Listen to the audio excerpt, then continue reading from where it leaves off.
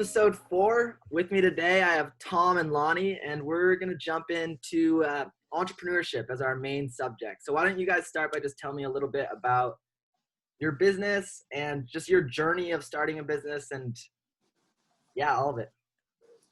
All right, who wants to go first? I guess you could start. You can start. All right, yeah. So you said journey. What else? Yeah, when did you start the business? We started in it was sometime between March and April, like when quarantine was like starting to become a real thing. Yeah, I feel like a lot of people started businesses during quarantine. Yeah. And the crazy thing it wasn't even really supposed to be a business. It was just kind of, I wouldn't necessarily say a one-time thing, but it was just more of like an experiment. It was really just an idea. Like, Lonnie's a chef and I would always be around marijuana. So I was just like, yo, dude, we should make, I was just like, yo, we should make some vegan edibles. Like no one really does that. But I didn't think like, oh, we could ship them every day and we could promote them and get a logo and all that. It was just like, yo, we should do it. And when we made the first batch of cookies, like, of course, we did promote them a little bit because we didn't know enough people to just buy them in Atlanta. And they sold out pretty quick. I think by the time they were out the oven, they were pretty much almost all sold. Mm-hmm. So then there was like, let's do it a second time. And then I think by like the third time, we were like, yo, we're really onto something here. Like people are buying these every single time. So that's when we started to like think like it was becoming a business, like, all right, maybe we should get a logo. Maybe we should make like a separate bank account. All the little technical things started to come into play by that time. I feel like those are the best businesses anyways. The ones that like you just find yourself starting because you want to do it anyways. You want to cook brownie, you like pie. And the funny thing is like I was like honestly like not really with the idea at first. Like he kind of had to convince me. I was like, I don't really know. But then I was like, why not? Like let's just take a chance. Let's just do it. And then for me, like I love like cooking and baking. That's like what I went to school for and stuff. So I was like, well, if I already know how to do this, then I guess we could like, we can make edibles and stuff. And just seeing like the support like that people show was like really crazy. Like I didn't really expect people to really, really be so into it, Now, yeah, they look delicious. I see them on Twitter and I got to place an order soon. Yeah, man. You get a podcast discount. Yeah, I'll throw you guys a free pyramid. We can work on a trading. Dude, I really want one too. Are those what are they called? Organite? Is that the Oregon Energy, something like that? I market them as pyramids just because I create them as aesthetic pieces, but they do have metals and properties. I just choose to focus on like I create them because I find them aesthetically pleasing. And I think like technically with organites, there's a certain amount of like metal shavings or something. So I market them as pyramids, but yes, they are. Wow, that's pretty dope. How long have you been doing that? Well, I only started making my own like in the last 3-4 months. Same thing since quarantine. I had a bunch of free time, and I also just graduated. So I was like, I might as well be making my own pyramids. Yeah. Is that like a business for you? Older. Yeah. So, yeah, I started Pyramid Realm like 2-3 years ago, but recently is like when I started putting the pedal to the metal on turning it into an actual business. Now we sell clothes. I saw, I wanted a shirt actually. Dude, we got a new line coming out next week actually. It's gonna be pretty cool. What's up, man? Wow. Yeah, I think I might prefer a shirt over a pyramid if that's all right. Yeah, I can make that happen. All right, cool. We'll work it out. Yeah, where are you guys located? Atlanta, Georgia. Oh, nice. Yeah, what about you? I am currently located in San Luis Obispo, which is like Central California coast. Yeah, you give me Cali vibes. Yeah. Well, I was born in Utah, and then I moved to Washington for like middle school, high school. But I've been in California since college, and I've converted. I'm a full-on Cali boy now. Yeah. So, yeah, tell me, is your long-term goal with your business to be completely financially independent and not working any other jobs? Is that the dream with the edible business? Yeah, to be honest, we're already there. Nice. Yeah. Oh, yeah. I mean, it's not like we're like balling and like, I mean, I'll speak for myself, not for Lonnie, but like, there are some days like this kind of goes into the whole creating your own reality, thinking, bigger thing. Mm-hmm. So like, here and there is like a limiting belief or some scarcity thoughts here and there, just to be honest, because we're just selling treats. They're like 30 a piece, that does, if your rent is $500 and, you got to pay for a car and this and that, you know what I mean? Like that's a lot of freaking treats, but we make it happen. Me specifically, I haven't been working for 3 months now. Lonnie just stopped working recently. So I guess we're just going to see if this can really support us both. On the side, we do other things too. We like both participate in trading like Forex and stuff, but this is the primary source of income. So right. you can say we're financially free already. Hey, that's in a way that's the goal. That's what I wanted to talk with you boys about. Like freedom. I think that's what draws so many people into entrepreneurship. At least in like what drew me into it is the idea that like I can do something I'm passionate about, whatever it is, making pyramids, making edibles, baking, and like I can bring value into the world and just have my passion and the way I live my life just be fully self-sustainable and not have to answer to anyone, have the freedom to travel when I want. And yes. yeah, I saw Tom, you went on some adventures this summer, didn't you? Yeah, so me and Lonnie went to California together, LA. I stayed a little bit longer. Well, actually, he went again too. So he went to LA twice. I went to LA. I went to Puerto Rico, which was dope. I got to see my grandmother, who I haven't seen in a few years. I just went to Miami recently. I went to New Orleans for a weekend. beginning of this month. Yeah, that was pretty cool. I went to Houston this year as well.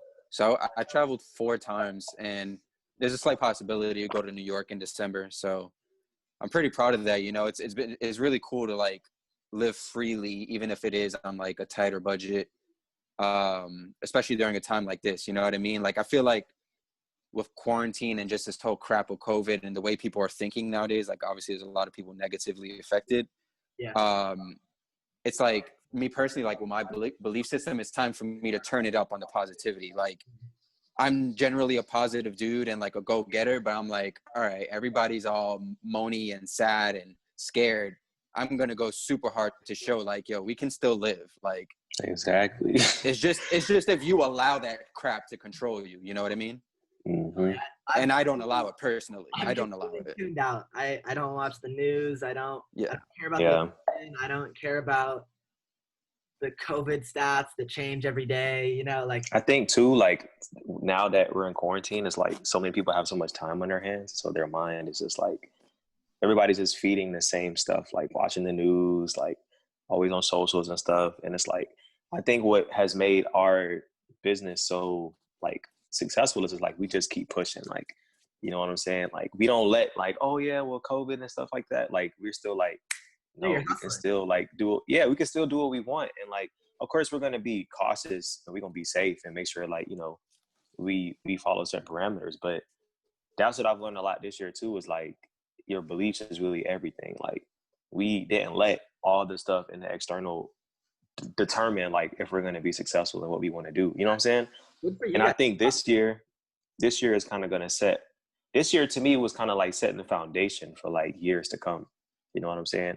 So I think everybody that kind of started something this year, they're going to go into 2021, 2022 with like a level up. You know what I'm saying? Yeah, totally. Compared to everybody else that was just more so like fearful and worrisome, like we still did some things.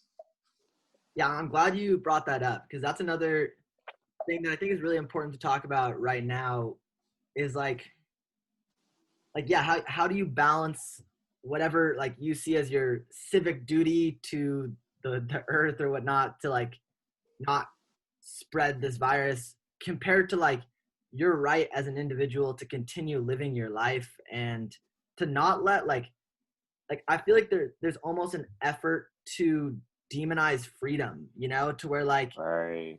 Oh, Tom traveled to like a different country this summer. Like, should I view him as a bad guy? Are you a bad guy? Are you an existential threat? Yeah. No, like I don't want to go through life with that mentality.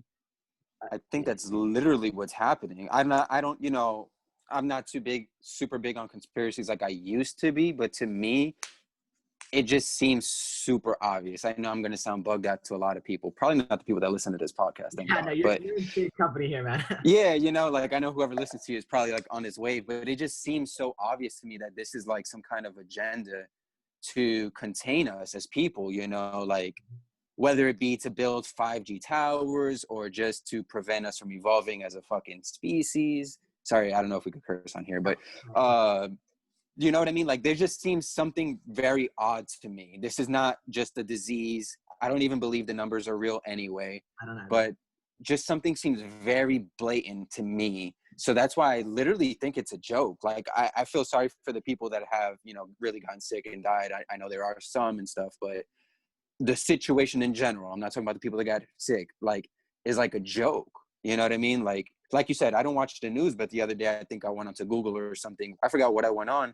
And I saw COVID deaths now up to 250,000 in the States. I'm like, that's BS, bro. I was like, that's BS.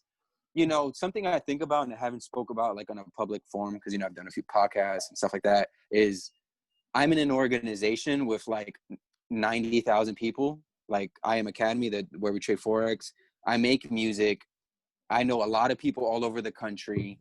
You know, I'm connected on a lot of social media platforms. And somehow, since February, when they started getting big, so that's 9 months, I've only heard of 3 people with COVID. Yeah, I swear I've heard of more like famous celebrities and stuff coming. Exactly. Than that don't make sense. Actual life. And I know that sounds like, well, that sounds like egotistical, like you think you know everyone, but Jesus, bro, like I know a lot of people. And in 9 months, I've only heard 3 real people. And 2 of them healed within a week. Totally. Exactly. So that's in my personal experience, how real is this? This doesn't seem real to me. And like, all right. And the other stat I always hear is like, oh, like 75% of people that get the virus don't even show any symptoms, and they're just like carrying it and spreading it. That makes no sense. Is that a bad So thing? it's almost designed to where you have to go get a test to see like if you really have it. And then in my mind, I'm like, okay, well, why isn't the government or the officials telling us to like eat healthier, working on your immune system? Totally. They're not telling us none of that. Mm-mm. They didn't tell us none of that. They're just trying to push 100 times a day, not see the sun and never go outside. Like that's not healthy. Yeah. The fear too, you know, like you said, if you don't have a symptom, then that means the people that are feeding into this crap are paranoid of everybody, you know, because if someone has COVID, but they don't have the symptoms, you know, you're not only worrying about people sneezing and stuff like that, you're just worried about everybody. You know, I've had like 2 or 3 people that like literally like give me this vibe, like they're scared as fuck of me, like for the social distancing, you know, they're like, don't get too close. I'm like, bro, especially if you don't have on a mask. Oh my God. Yeah, I'm like, bro, you're a joke. Get out of my face. You're a clown, you know, like. And like if there's if like you get it and there's an 80% chance you're not even gonna show any symptoms, who like is it really that like scary of a disease? You know, there's always been diseases, and it's under a 1% kill rate, right? Yeah, I have no idea. Like bro. those statistics from the World Health Organization, and like I don't know, I think it's an agenda where like I just found peace in like I also like went deep down some conspiracy rabbit holes over the last couple years, you know, and recently like found my peace with like that it's all bullshit, you know, that the government and everything and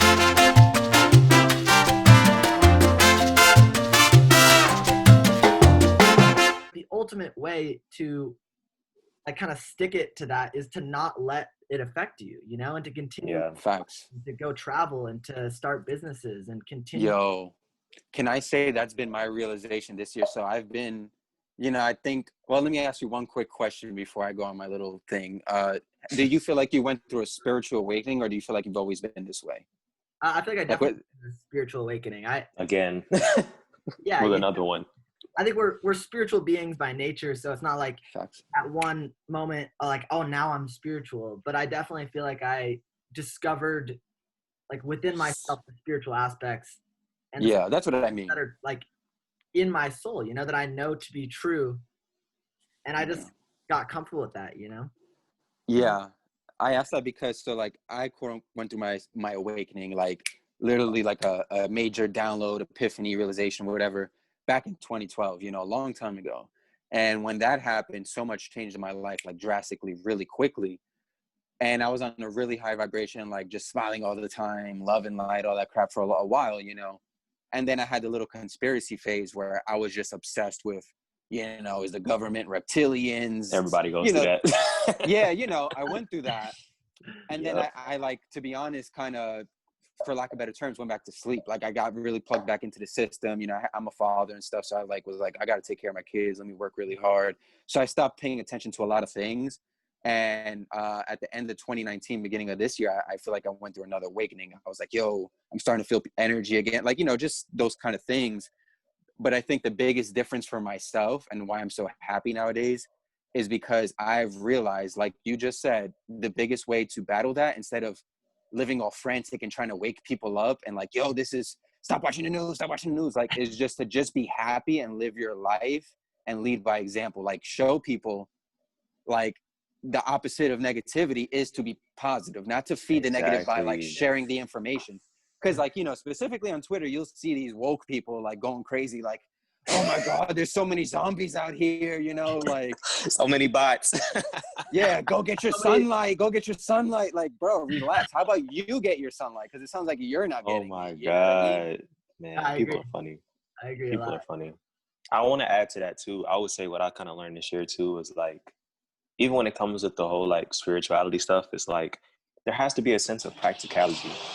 Yeah. You know what I'm saying? I think a lot of the times there's not enough practicality mixed in with all the like intuitive knowledge, So that's why I feel like it's easy to kind of get all wrapped up in these conspiracy theories and stuff. But you still got to ground yourself. You know what I'm saying? Like we still live in a real world where you can still have to do things. I think a lot of times so many people have so much time on their hands to just be on the internet, reading stuff. You know what I'm saying? Yeah. But it's like you have to balance that with something. You know what I'm saying? I think for me, that's kind of what I learned because I used to kind of always be in my head a lot. Like going down these rabbit holes, learning all this stuff. And I'm like, oh my God, the government's doing this. It's crazy. It could literally drive you insane. But to bring you back down to earth, you kind of have to you got to find something practical to do. Like whether it's like, building a business or getting out your comfort zone, doing different things. For me, like meditating more consistently and stuff like that. Like you need that. I had tweeted something one time. I was like, you can't have the crown chakra without the root chakra. Like you need that balance. And I think society is very imbalanced. It's either people are too much up here or they're too like just reacting to the physical realm. Like it has to me, I feel like it has to be a balance. Yeah, and I think I've been in both places. So I try to like Same. come from a place of understanding to wherever anyone's at on the journey, because I've been there. Like I recently went through my own like Twitter and kind of just like looked at my own journey and like saw the different states of mind I was in, because at one point it was like I was like so conspiracy-y, and I'm like, no, you guys got to know this and that, and like they're controlling you and you're a bunch of fucking sheep, and like at a certain point I'm like, okay, like, I don't know if like putting that out to the world is like, am I a part of the solution? I want to be a constructive part of the solution. I want to like create content that improves the quality of lives. And so that's what I've been trying to tailor my content towards. Lonnie, what you were saying is like real shit, like real applicable shit that you can apply to your real life. It doesn't have to be the most secret, occult, esoteric wisdom. Like there's a lot of simple things you can do to put in action that will improve your life. Thanks. Yeah, it's an interesting journey being in this space for me personally, because it felt so fun to feel like I knew things people didn't know. And I think that's what some people get off on, and they're not even aware that they're getting off on that. Yeah. And and it's funny because those people tend to talk about ego so much, but that's your ego. Like you're flaunting your awareness. You're like, exactly. It's like, oh, you people are so dumb. You're going to go get that vaccine. Like, bro, you're not going to reach anybody. You're not helping anybody by talking to people like that, So I personally rather not even speak about some of these things. I'd rather just live my damn life. And if people see me succeeding, people see me smiling, I've already had it. People are like, how do you do this? Or you're an inspiration. I'm like, bro, I'm just living my life. Like, we can die Right. tomorrow no matter what, COVID or not, or government conspiracy or not. Literally So what just, I'll be saying. yeah, so just live your damn life, you know? COVID, MK Ultra, the government, like, you're right. We can die tomorrow from like a lightning strike. So Anything. Bro, everything, you know, anything. Like someone told me, one of my mentors told me, like, yo, everything is a risk. Getting in your car is a risk. And that might go over people's heads, but it's true, bro. Like everything is a risk. So don't ever, like, to me, fear is like the worst thing in the world. You know what I mean? If you ever feel yourself uncomfortable or like just something unsettling inside, really acknowledge that as fear and tell yourself, like, I should not be scared. My life is too precious to be scared. yeah, I 100% agree. And like tying this all back to COVID, like that's what I just see is so troubling with like how everything's playing out, especially if you're just totally tuned into the mainstream media, is like I think a lot of people are just living in just a total state of fear, you know, where like first of all, we don't know how long these restrictions that like the COVID's going to be around. Like, I don't want to wake up personally. I'm 23.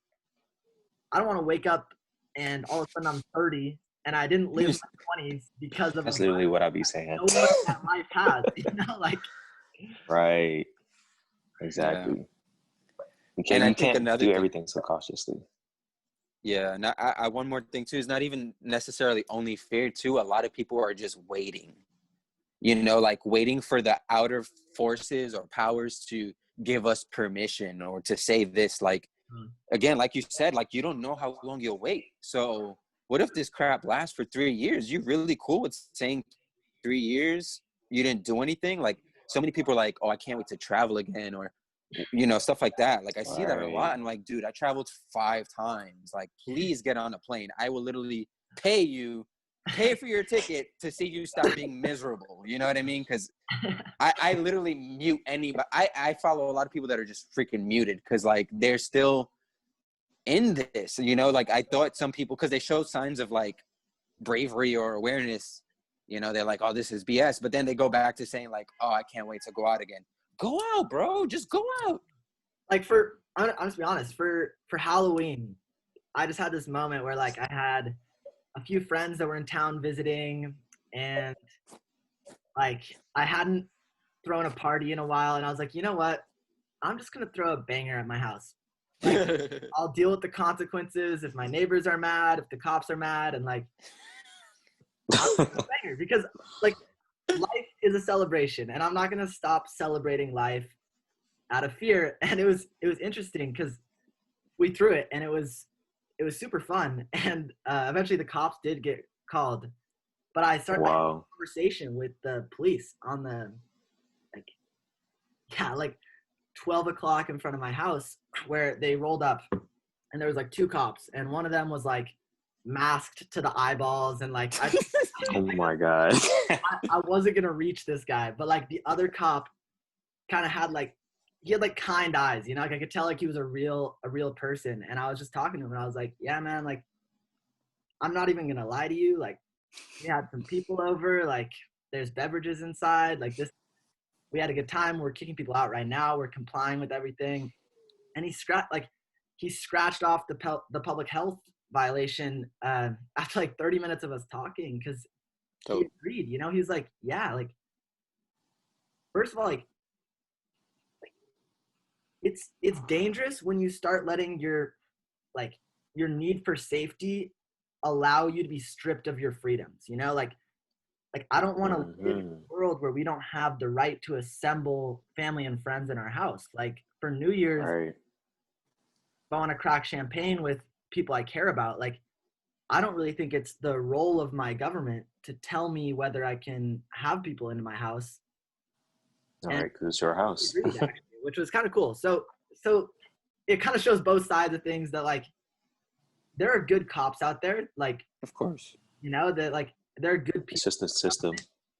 It's the system itself. It's the system itself that I think we're kind of up against right now, and I think we're watching it kind of deteriorate. Like people are losing faith in these systems, and I think the election is a finally. Yeah, Yeah. finally. I've been Finally, dude, I knew this was bullshit since middle school. I Yeah, swear to God, dude. I knew it was bullshit in middle school and high school, and then like I was convinced. I was like, all right, when you get to college, it's gonna be real, and it just wasn't. Like Mm. it was the same. It was the same shit, slightly different environment, but it was never about like empowering me to become my like best self. Right. Yeah. That's just And my experience, but I think this year too, like 2020 has kind of been a year of like exposure. Like I think regardless of like I guess where your consciousness level is at, I think deep down people realize that the world is changing in a lot of ways and it's not gonna go back. That's why people keep saying when things go back to normal. I'm like, it was never normal to begin with. No. But you know what I'm saying? I think people realize and starting to see like, okay, yeah, the world is really not like what we thought it was or like normal. Like everything's just being exposed. And I think like you said, like, you didn't feel empowered, you know what I'm saying? I think the world we live in today, like nothing empowers you to be optimistic or to like, you know what I'm saying? Yeah. And that's why I think like who you surround yourself with and the people that you meet, like is very important. Like I met Tom this year, like all the people in my life that I've met, like it's like a reflection of myself. Like I want to empower other people. And I think that's what we need. Like instead of all this fear and like all these restrictions and stuff, I just think people need to see like that they can do things, like, you know what I'm saying?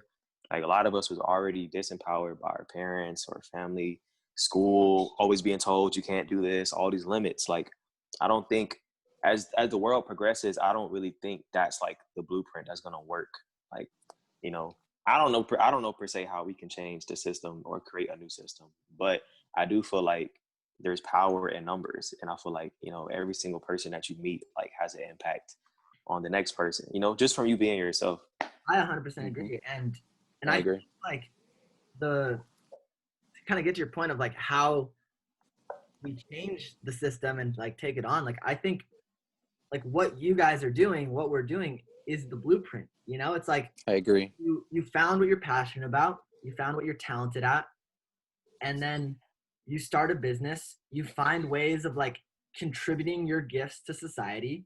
Mm-hmm. Now like people are getting high on vegan edibles, and like the world is a better place when people get high on vegan edibles.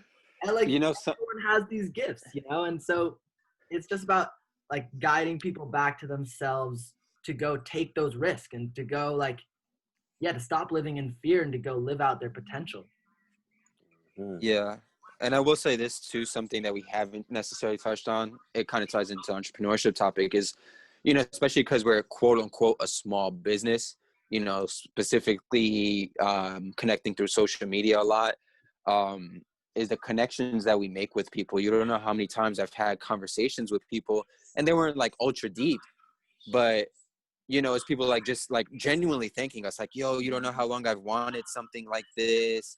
You guys are the best, like giving like these crazy praises that I would have never thought I'd get for a freaking cookie.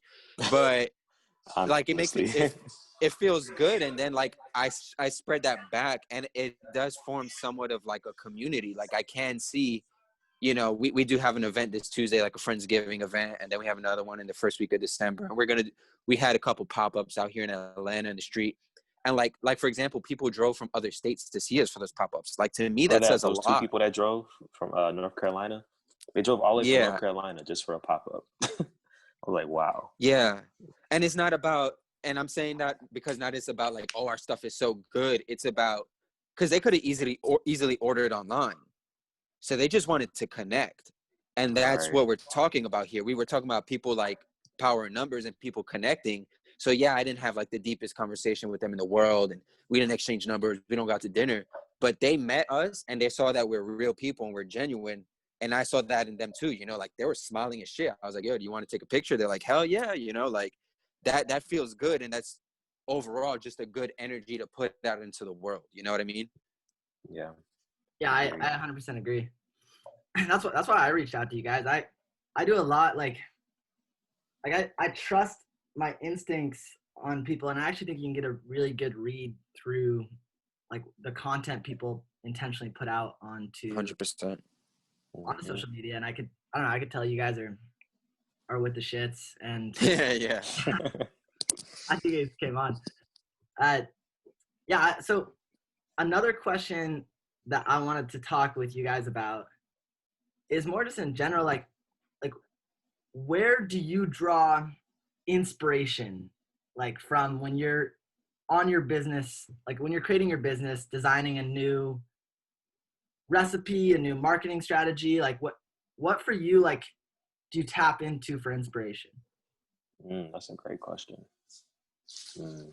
I would say for me, I kind of honestly, I get inspired by a lot of people. Like I observe people, like I watch a lot of different content. Like I watch a lot of Gary Vee. I follow a lot of other vegan chefs and like just creators in general.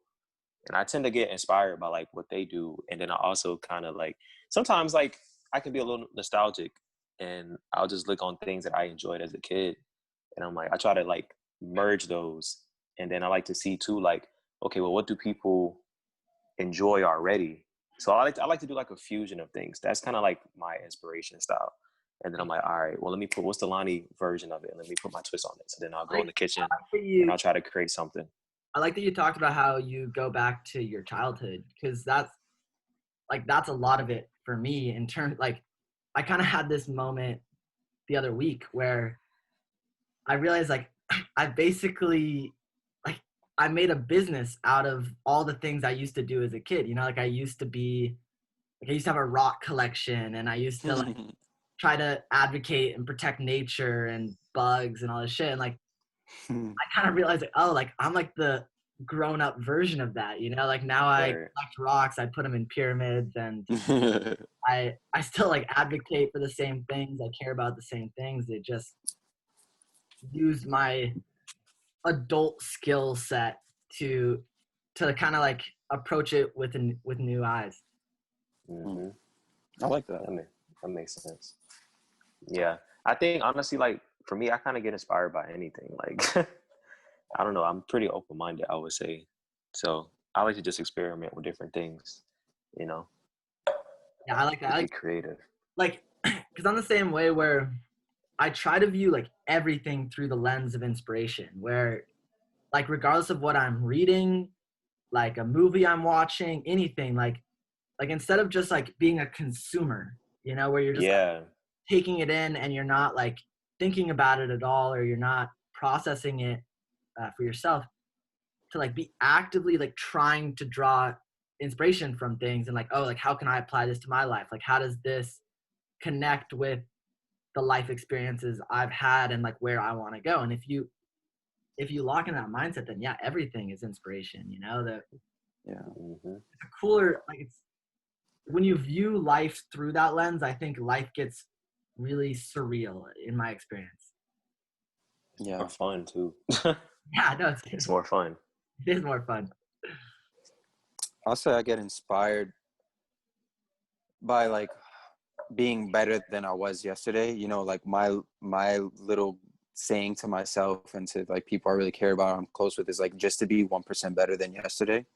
You know what I mean? So I do spend a lot of alone time. I'm not gonna lie.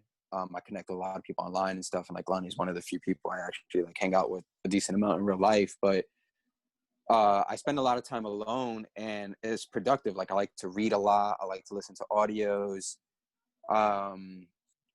But like you said, I do try to gain inspiration from those sometimes. But for example, like for the business, we'll be used as an example. You know, I'm more in charge of like numbers and marketing than Lonnie's like baking really. So like I'm like, all right, this tweet went crazy. So what can I do, or what about that tweet that people like? Now, how can I just make that make another one just as good or better? Or, you know, why do people like this product more than others? So how can we enhance this product or make another version of it, but a little bit better?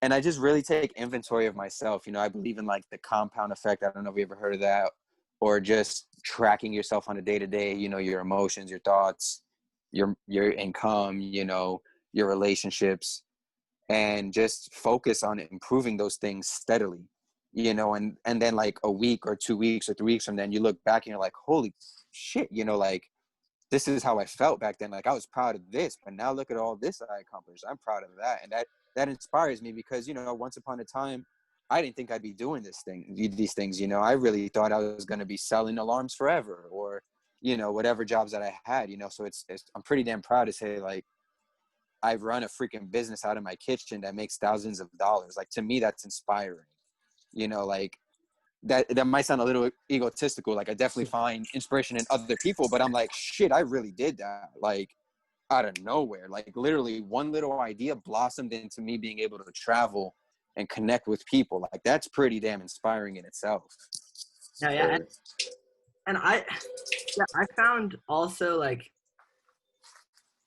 for myself that like money is this thing where like it's really easy to get in the trap of like, oh, I need more money to do this, I need more money to travel, and like you don't really like I went to Costa Rica a few years back, and like 2 plane tickets, an Airbnb for a week on the beach, and at the end of all of it, I was under like $1,200 spent. I believe you.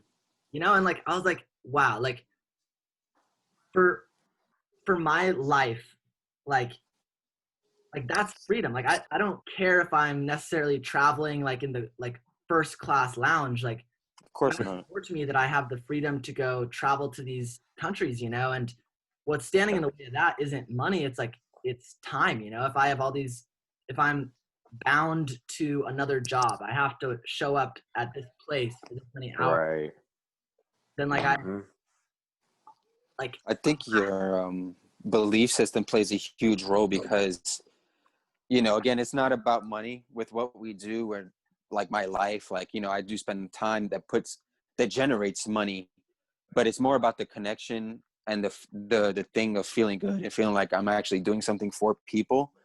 But also your faith, you know, it ties into your belief system because, you know, like, for example, when we traveled to LA, we weren't, you know, stacked up. Like, we kind of went there, quote unquote, a little tight on money. We got a good deal on the flight too.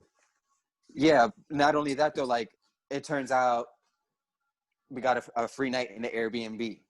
You know, like little things like that happen when your thoughts, when you're, it's just like law of attraction, like, and your faith, the belief system. Cause there's like, we went there not knowing, you know, we didn't have it all figured out, but I believe we had enough faith, like, yeah, this shit will be all right. We'll figure it out. And sure did. You know what I mean? Like, it was a really fun trip. So yes, I do believe in money. I love money. I do want to have a lot of money, to be transparent, but it's not for like silly reasons or materialistic reasons. It's to like redistribute wealth and to empower other people. But you don't always need the money to live the life you want to live and to do things like that, because miracles happen when you're aligned and like you just feel good. I agree. And I think one thing for me is like in my pursuit of money, I never want to be just like it's not that I'm pursuing money so much. It's like I have an idea of what I want to do with the money. It's the freedom. I have like that's what I've learned. Of like, okay, when the money comes, I want to do this. I want to buy land. I want to like, and that's more the mentality other than just chasing a dollar. Because I think when you're chasing the dollar, you're very easily, you're almost like you're easily manipulated because you're chasing something that isn't real. Whereas when you're chasing your own vision and money is like the means to achieving that vision, then I think you have a much healthier relationship with the money. Right. Because it's more so just a tool than anything. And that's what I kind of had to realize. It's like, I kind of had to change my whole mindset on money and stuff. Because like I grew up, you know, Jehovah's Witness and stuff like that. And, you know, we were taught that the love of money is evil and all that stuff. So that kind of like really affected how I looked at it, you know, like just that scarcity. I mean, I don't even want to say scarcity mentality because I didn't grow up like dirt poor or anything. Like I grew up in a pretty upper middle class. Like my parents stuff had, you know, we were pretty decent, well off. But still like certain things about money and how I looked at it, like how I looked at people that ran business, like, oh, they're evil because they do all these things and capitalism is bad. Like I kind of had that mentality. So this year I kind of had to really learn like, you got to change how you look at money, because you're not going to never have it if you always think it's bad. Like, you got to change your mentality and your approach to it. Like, when you get the money, what's your intention behind it? What do you want to do with it? And you know what I'm saying? I feel like I see some of that in the spiritual community, where it's like, exactly, that's very heavy. Money is money is this, money is that. It's like, it's just a tool. Yeah, but like I love beautiful things, you know, like I'm esoteric. Yeah, it costs money. Like, yeah, I'm esoteric in that I think ultimately you control how you respond to your environment, and that like that's where your happiness lies. But at the same time, like, I'm also exoteric in terms of, I think your environment can have a very profound impact on you.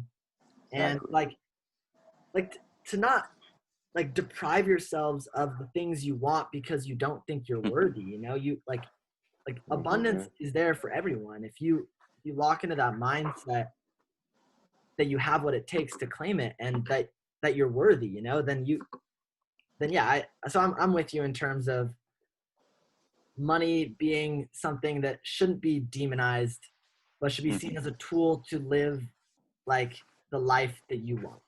Because if you think about it, if you look at history, there was always some form of money. It was either bartering, it was trading. It's just, now it was just, we have fiat currency, it's paper, or now it's transitioning to Bitcoin, cryptos. Like, his money's always, it's just like a system. It's a currency, you know, it's an energy exchange. Like, you're just getting value for something. I don't want to trade like 3 chickens for goat, you know, like, right. Like, we move beyond that, you know. It's easier to have some type of standardized. And I agree with you that I think crypto is where it's moving. It's the future. Which is good, because the banks suck. The banks are horrible, you know? I don't trust the bank. Yeah, if we're centralizing the banks, and that's definitely a positive thing that could come out of this. I will say this too. 2 things. One, we pretty much just touched on the same thing we said earlier. Some people are just woke for their own good, you know, too woke for their own good. Like, they're just shooting themselves in the foot with some of those thoughts. Yeah. And, you know, I don't know if you've ever listened to me and Tanya's podcast, but we actually talked about this in one of them, and it's pretty hilarious. But the other thing is, I learned something that, like, you know how you listen to certain things or read certain things, and yeah, they hit you when you're reading them, but they come back later in your life like, wow, I read that, and like now it really makes sense. So there's this very profound audio I've listened to. I recommend like everybody to it. Your Wish Is Your Command by Kevin Trudeau. And he's talking about how people want things, right? And he says, you really want that watch. You really want that watch. Are you sure you want that watch? Or is it that you want the feeling the watch will bring you? And that's how it is with money. You have to think about, you know, this is kind of like a tip, I guess you could say, when it comes to attracting money. It's not that you want the money. You want the feeling you're going to bring. You want to feel secure, or you want to feel joy because you got money to travel to Costa Rica, you know? And I also said this on social media at one point. I was like, you know, people, because I am pretty vocal about money, you know, I'm just very heavy on it right now. That's been a very focal point. So people have criticized me here and there. And I'm like, you know, some of you people are so silly. Like, you guys want to have an impact on the world. Well, I can't have spiritual experiences just living in Atlanta forever. Like, I want to go to the pyramids. I want to meet real life monks, you know, like, I can't do that for free, bro. Yeah, we're going, bro. We out. Like, it's just so ridiculous though. Like, you guys are just going to only exist spiritually online. You know what I mean? Like, where are the real life experiences that you guys don't want to put in physical work. You just want to put in ego work, talking crap online. You know what I mean? Yeah. And I don't say that to like, definitely a spiritualism ego trip where people talk about it. That's why I've been limiting my time online. You know, I'm like, yo, it's more productive for me to just do the things I want, because, you know, the more time I read you guys' silliness, you know, I know you guys probably have good intentions, but the more time I'm feeding into you guys, I'm just taking away from like the stuff I really want to do. Like 2021, I need to leave this country. So every time I read one of your tweets, you're taking away from something I should be doing to get out this damn country, you know? No, I feel you. And by the way, you and Tanya are a very cute couple. I told her this. Thank you. Yeah, she told me. Thank you. Off Twitter? Well, I guess you could say Instagram technically, but yeah, we were friends and like started becoming friends in February and just maintained a friendship until we met in LA. That LA trip we was talking about, we actually met in real life, and everything has just unfolded since then. Yeah, so that's where I like social media is complicated because on one end I'm totally It has with its you pros and cons. where there's times where like I want to delete all my socials and just go fucking rogue, have no one know like what I'm up to, and like Off the grid. it's tempting, but it's also like a cool way of coming in contact with like-minded people and networking and meeting Meeting cool new people. people that you like, hopefully with the long-term intention of meeting in real life, because I don't I really agree. believe in like I'm a person, I personally hate texting and messaging and Yeah, I want to meet you in real life. That's gonna get boring after a while. no, Honestly. yeah, totally. So Like, let's make some moves. Like, let's do something. And I think that's kind of like what I was saying earlier. Like, that's why the need of like, even this ties into like money and business. Like, I don't think people, especially in like the spiritual community, understand the importance of like practicality and yeah, just like doing physical things, doing things in the real world, learning how to get your finances in order. Like, even if you weren't taught that, or if you weren't in a situation growing up where your parents may have the best, it's still your responsibility to learn those things. You know what I'm saying? Like, instead of, because I think that's what I've noticed too. When people feel like they can't have something, they demonize it. yeah, When they deep down feel like they're not worthy of something, they demonize other people that have it. Oh, you get to do this, so I'm going to talk shit about you because you're doing that. But I really want to do that.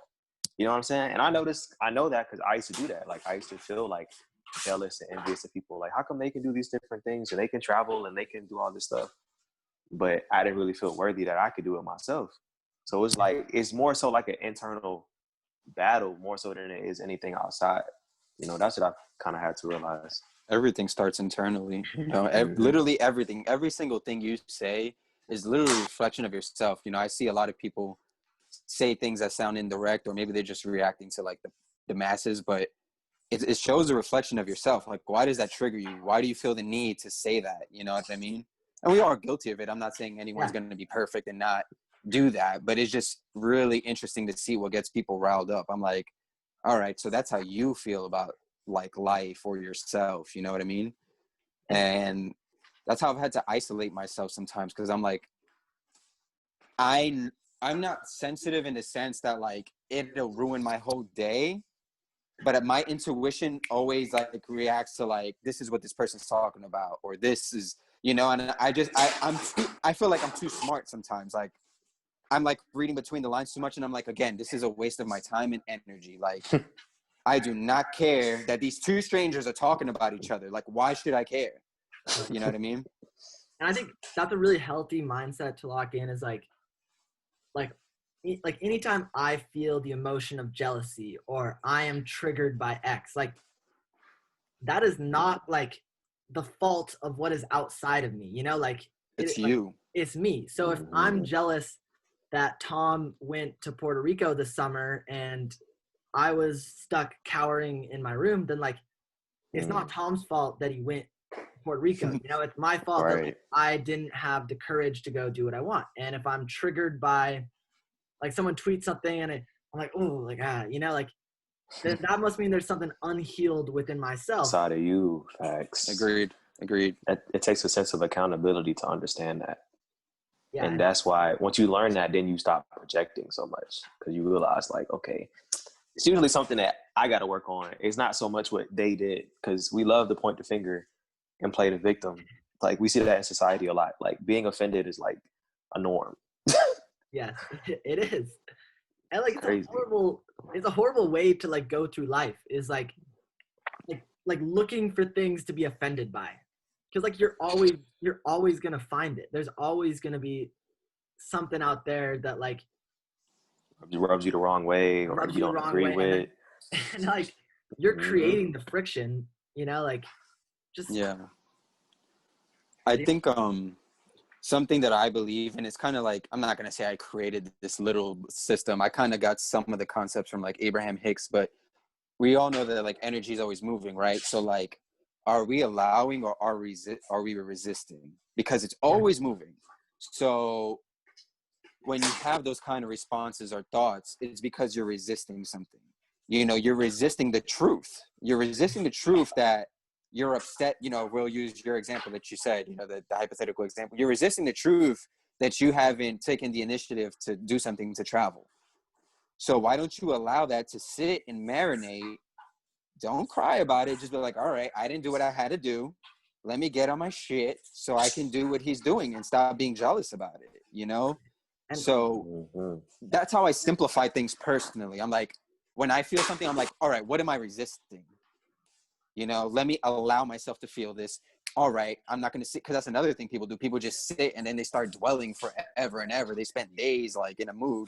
I'm like, all right, feel it, process it, move forward. You know what I mean? The heart of spirituality is surrender, you know? Like, yeah. The truth. Surrender to the truth. And it's hard, you know, because like the thing about the truth is, like, it might not be what you think right now, you know, and like there's illusions within yourself that like facing the truth, you're gonna shatter the illusions in yourself, and it's scary because you're seeing these parts of you like fall away, but really what's falling away isn't you. It's like just ideas. It's programmed ideas that you've built into your identity, you know, where like you picked up over time. Yeah, like all of a sudden, like I think my identity is like I am a political activist for the Republican Democratic Party. Like that's who I am in my bones. Those are labels. Those are just labels. That's why I try to disassociate from labels so hard. Yeah, I agree, because like I don't even like I'm a very spiritual person, but I don't label my account as like I don't even know what Twitter community, whatever, like that I would call myself. I wouldn't say I'm in spiritual, like Twitter, you're yourself. Twitter. I'm just like just being real, you know, and that's all I can do. That's what brings me peace. I think that's the only way you can ever have peace, is just to be yourself. Because if you're not at peace, like the reason you're not at peace is because you're trying to be something else, or you're just trying in general. Like life should flow. You know what I mean? Yeah. If the edibles don't feel right or things aren't moving, I find peace because I'm like, this is what is needed right now. You know, maybe I need to focus my attention on something else, you know, for this week or this 3 days, you know what I mean?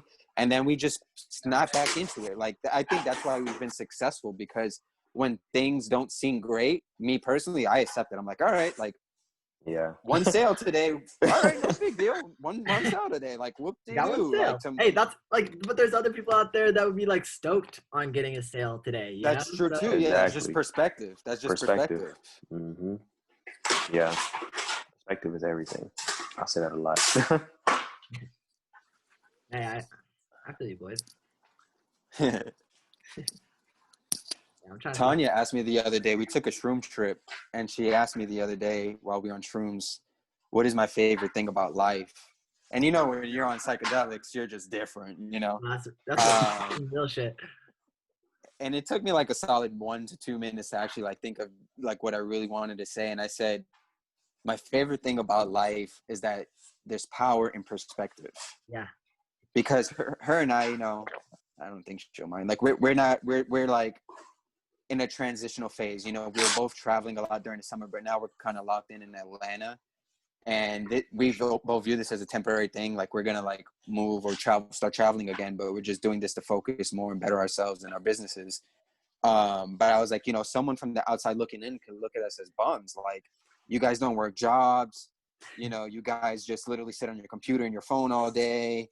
You know, but we know you put in the work.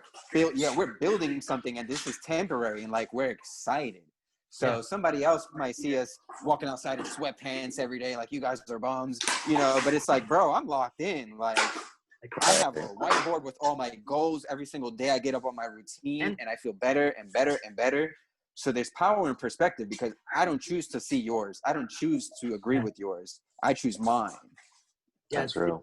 It's cool that you brought up like weed and psychedelics too, because that's something that like a tool that I used to help like know myself and face myself. And like I'm kind of in a similar position to you, where like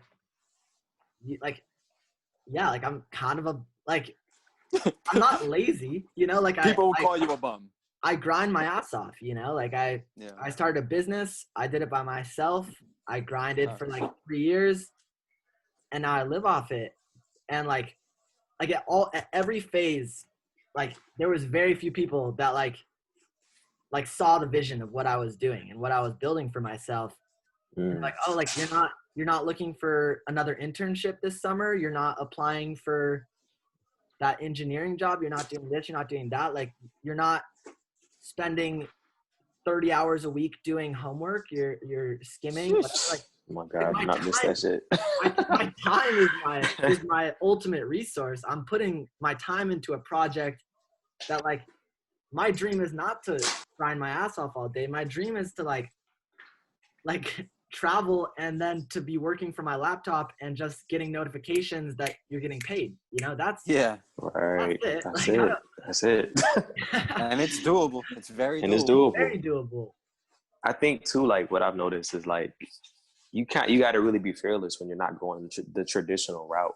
Because I've kind of learned that too, like with my own experience of like, you know, moving out my parents' house and like leaving the Jehovah's Witness religion and stuff like that. Like a lot of people didn't really understand why I was doing what I was doing. Even when I made the switch to go vegan and stuff like that, and like working on becoming like a vegan chef and stuff, like a lot of people were like, why are you doing that? Like, you know, like people, that's what I've had to realize, like he said, power and perspective. Like you can't allow the external opinions of what everybody else says about what you're doing or not doing affect you, you know, like you gotta have a sense of tunnel vision to an extent. Not saying that you don't listen to other people, or not saying that, you know, you don't take advice when needed, but you know what you're doing. You know what I'm saying? And like the results may not always be immediate. It may seem like you're failing, or it may seem like, oh, you're not really doing anything in the beginning, but give it some time. Like the same people that doubted you are going to be the same people asking like, yo, how can I do that? Or how can I like, I see that you're doing this, that, and the third. And that's happened to me so many times. Like people were like asking me about like, why are you going vegan, making a switch? And now people are asking me like, oh, how do you make this? What are different recipes? Like, you just got to have that faith in yourself. Like, this is going to work. This is going to work. Even when it seems like it's not working. I've had a similar experience where like, yeah, especially with the nature of what I do at the company and like the beliefs that I like believe, is having like a lot of people that like at one point were like concerned for me, you know, where they're like, right, literally, are you good? You know, and I recognized at that stage that like it was genuine concern, you know, that like there are people that just didn't understand my vision, understand what I want from life, understand me, you know, and it probably is somewhat a reflection of that they didn't understand themselves. But like to like treat like people with respect when they were coming in with that mentality, like, oh, like why are you doing this? Well, like what you know, and then a lot of them do come back and they're like, Dan, like what? So what was you saying about the government? You know, right? Like, you know, like, and I'm like I hold nothing over anyone. You know, like I'm there. I'll talk to you like 3 years later after, and if you have questions about what I'm doing and how to obtain financial freedom and how to reprogram your mind to live like your authentic truth and to create your own reality and have it be one that you're excited to wake up into, you know, that's so much of it for me is like, in terms of, not caring about other people's perspective is just realizing like, damn, like no matter what happens, like I'm the person that wakes up in my body. Mm-hmm. I'm the person that like has to live the day. Right. And like, and whatever anyone else thinks about how I live my day, like no one's opinion matters more than how I feel about my own self living my day. And if I'm not excited to live my day, then like I should make adjustments so that when I wake up in the morning, I feel like, let's go, let's take this day off, you know? And yeah, I think that's why I love entrepreneurship too, is like, yeah, there are some days where you sell one thing, you know, or you don't sell anything, you know, or you may not feel as motivated and like, to go that day. Or you're like, today I'm gonna get lit and do nothing. Exactly. Exactly. But I just love like chasing the freedom. big fish, where instead of like, okay, like my time is worth $15 an hour. If I put in 100 hours, like I'll be able to pay my, you know, like I'd much rather be in that mentality where like I can make $0 today and $10,000 tomorrow. You know, like That's just right. dude. That's real. That feeling when, you know, we had like 2 or 3 different times where we had huge sales days, but there was one specific where like I literally, no exaggeration, literally wanted to cry. yeah. I was like, dude, Yeah. we've made thousands of dollars because we fucking went viral. Like, this doesn't How feel does that real. happen? It felt surreal. Like, again, we have raised prices a little bit, but like generally low ticket items. So to generate 1K plus off cookies and brownies, I was like, this is not fucking real, dude. Like, yeah. and I used to have to, you know, knock on 50, 60, 70 doors to sell an alarm system. I'll have to work like 40 plus hours just to make like 1K. I remember but check out this perspective. Yeah. Like 60 to 70 doors to sell one system that would pay me $500 that I would not get paid for 2 weeks that would be taxed. And I get $1,000 that I can withdraw today. It's from the comfort of my home in my Nike shorts. Yeah, like I think like it's good to have worked that job, you know, that job for sure. that you hate, you know, like I worked. It makes you appreciate it way more. One summer at Macy's where, oof, no man, it was hell. Like I was making, I'm sure, like $12, $13 an hour. Any customer service job is like that. Yeah, they make you clock out at lunch, you know, so you're not getting paid for lunch. And I wasn't packing my own lunch, so I'd go eat and buy like a $12 sandwich and a drink, you know. And I used to live that life. I'd work like an 8-hour shift, right? Like minus gas, minus lunch, and I'd come home minus taxes, and like, damn, like I made like $50 today. Like I can't even fill up my tank, you know, like that's it's like, crazy. But then, yeah, then flip it around, and that first day to like, we sold like $500 in shirts today. Dope. Wow. And like, it's like, wow, like the money side of things of like, oh, like, wow, like that's beautiful that I'm creating this abundance for myself.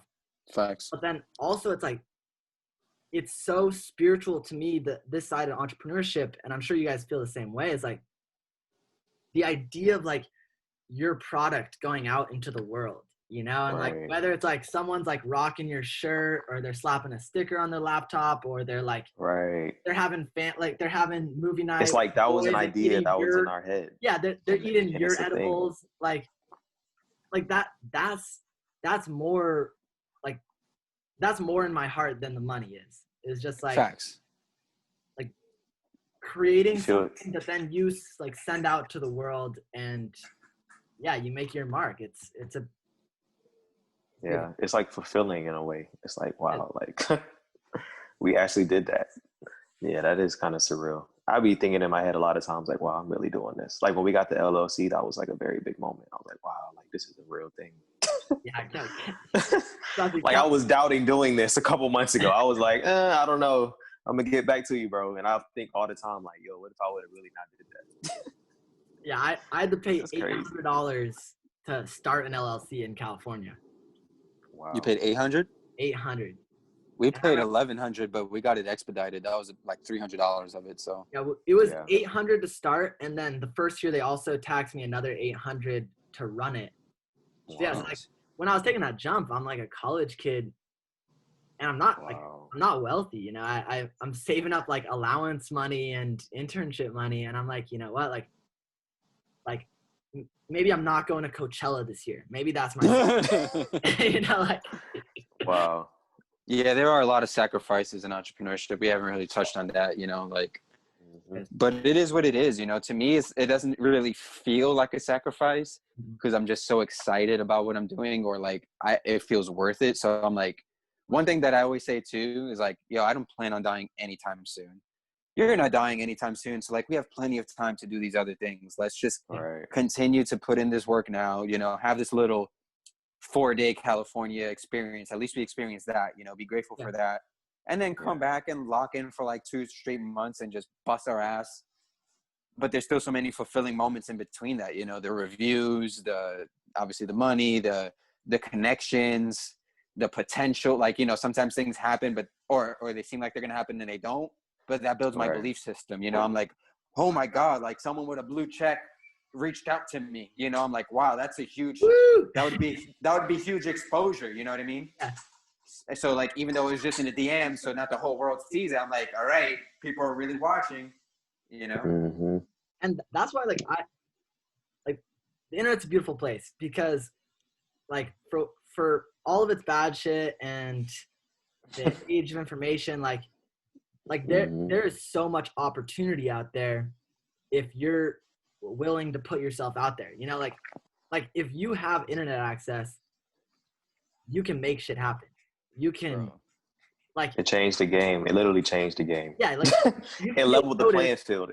Yeah, 1 second you're just like talking your shit, and then next second, like, yeah, you got those blue checks like retweeting you, and then like you're growing a following, and then like you're coming in contact with other people that you could develop professional relationships with, and it's a lot of it is just courage, you know, of like putting yourself out there, like, and doing what you like want to do already anyways.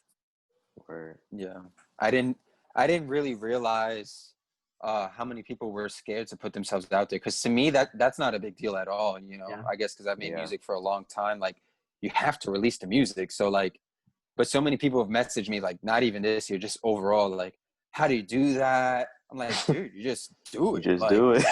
It doesn't seem like something to be thought about or scary. Like, other things are like a little scary to me, but actually putting out content is not scary at all to me. Yeah, no, that's something I've always like felt really blessed in myself.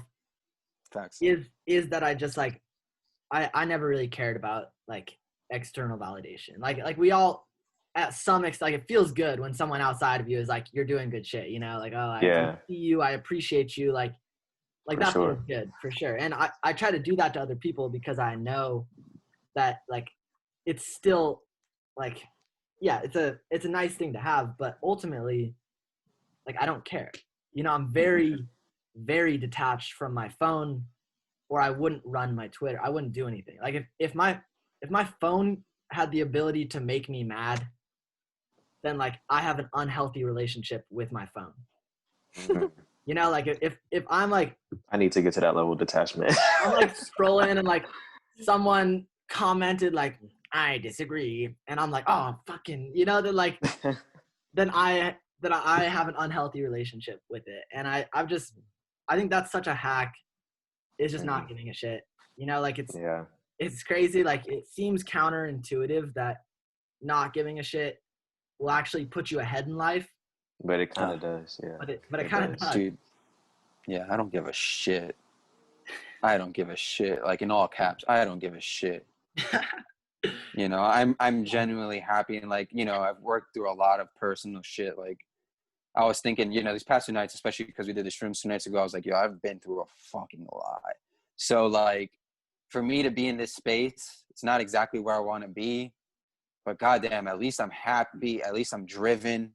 At least I have things that are growing. Like, so for anyone or anything that seems bad or to talk about me or anything of that nature, I generally do not give a shit, because I'm going to keep going. Like, I feel fucking amazing. Yeah. That's it. Hell yeah. Well, honestly, let's call it at that. I feel fucking amazing. But thank you guys so much for coming on. This was super fun. It was definitely, man. Thank you. Thank you. Yeah, have a wonderful day. It was. Yeah, you too, bro. Man. I look forward to keep talking to you, man. Yeah, I'll post it. I'll post it today. I'll have you guys come back on at some point. I like your perspective. I got to check out your merch too, and some of your pyramids. Yeah, dude, check it out. Check out some of the clothes we just dropped. I got some really cool stuff. Okay, cool. We'll talk in the DMs about maybe some kind of exchange. Yeah, I'm done. All right, cool. All right, bro. All right. Later, boys. Thanks for coming on. Later. Thank you.